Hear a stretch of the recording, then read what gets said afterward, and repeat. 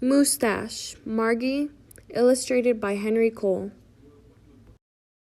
Moose had a problem, a horrible, hairy, prickly problem. It grew right below his nostrils and just above his upper lip.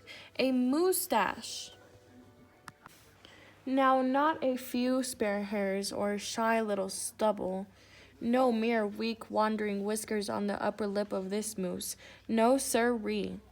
Moose had a big, bushy, bristly, mighty moustache, but a moustache that was burly, surly, mangy mess, and it itched a lot.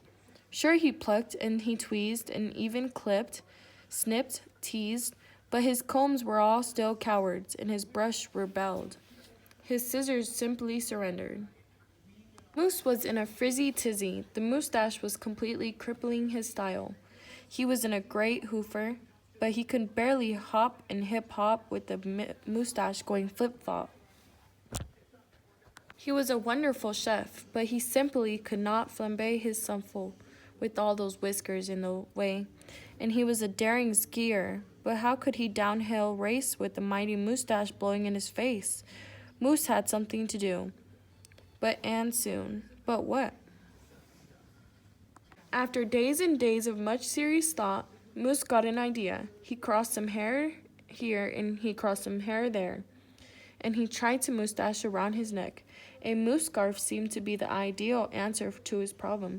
It was so simple, so easy, and so perfectly perfect.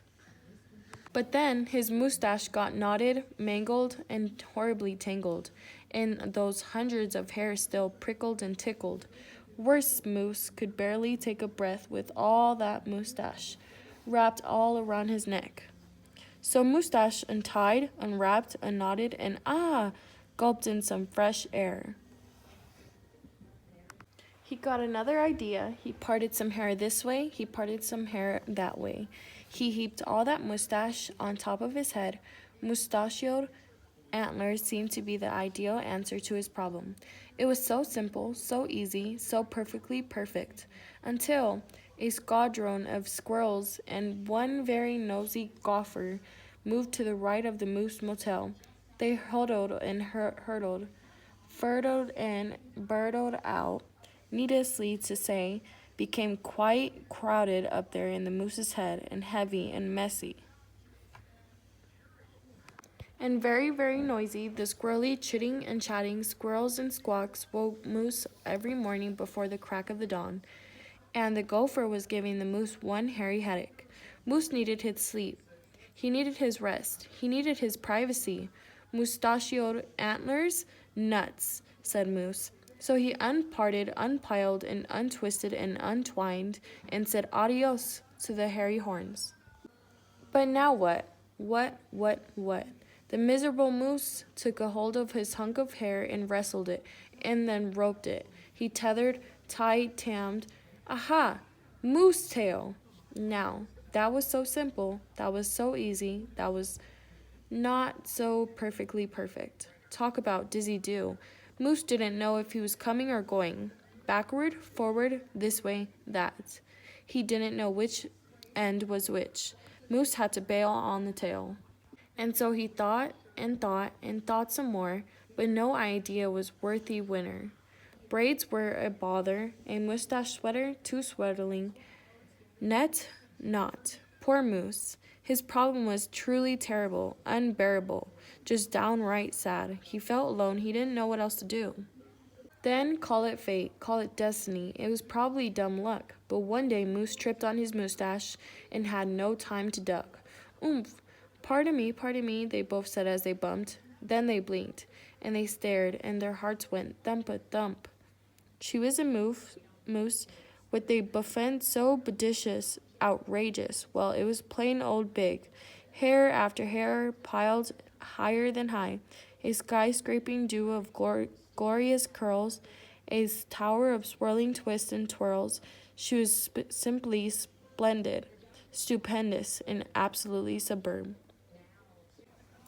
Of course, Moose had to ask how she did it, what she did to get such a do. Mrs. Moose winked and then whispered just a little glue.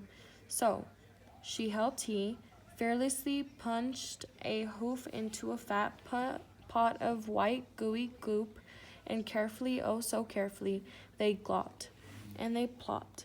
They pasted and they pressed, they coaxed and curled every truly unruly wayward whisker. Around and around they tweaked and twirled those horrible hairs until Moose, once mangly mess, was now a wondrous winging wave of marvelous Moosetache. Moosetache gazed in the mirror and smiled a broad, moosey smile. He was so happy, so glad, so giddy with the glee. He looked dashing and handsome. Moose gushed, "Is this really me?" With not one care for one hair, the moose paired, boogied, and bopped. They skied downhill, even uphill, and the cooking was hot, hot, hot. So, of course, it wasn't long after that Moose and his Moosetache and his beautiful bride fox-trotted and tangoed and waltzed down the aisle. Good hair days, bad hair days, they vowed to love and to cherish. With hearts heaped with love and pots filled with goop, they both sighed, "I do," glue, and promised never to part. All so simple, so easy, and so simply perfect. And it stuck.